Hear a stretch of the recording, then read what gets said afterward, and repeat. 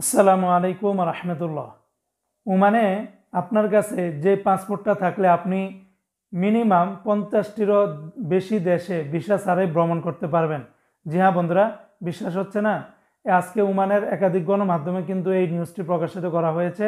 Oman অবজারভারের একটি নিউজে এখানে বলা হয়েছে যে যদি কারো কাছে ওমানের লাল পাসপোর্ট থাকে, আপনারা জানেন বর্তমানে ওমানে কিন্তু প্রবাসীদেরকে নাগরিকত্ব দিচ্ছে, বিভিন্ন প্রবাসীদেরকে গোল্ডেন ভিসা বা ওমানের নাগরিকত্ব কিন্তু দিয়ে থাকে।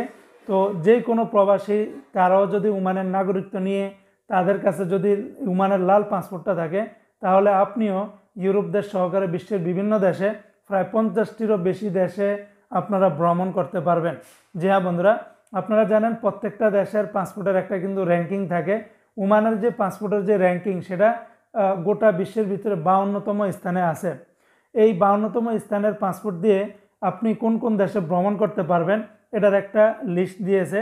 আমি পুরো আর্টিকেলটা আপনাদেরকে শোনাচ্ছি না, যেগুলো প্রয়োজন সেটাই আমি আপনাদেরকে জানাচ্ছি।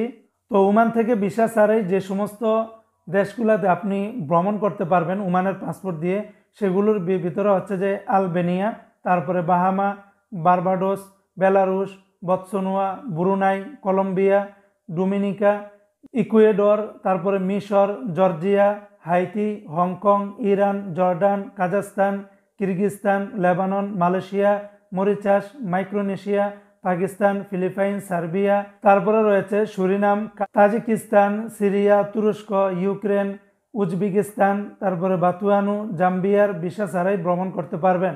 এখানে আরও অনেকগুলি দেশ আছে, মানে একই দেশের মধ্যে অনেকগুলি স্টেট থাকে, ওগুলো কিন্তু দেশ ধরা হয়। বিশেষ করে আফ্রিকার দেশগুলোতে কিন্তু এরকম আছে। এছাড়াও কিন্তু ওমানের পাসপোর্ট নিয়ে আরও বিভিন্ন দেশে তারা সরাসরি এয়ারপোর্টের মাধ্যমে মানে ই ভিসা নিয়ে কিন্তু প্রবেশ করতে পারবে।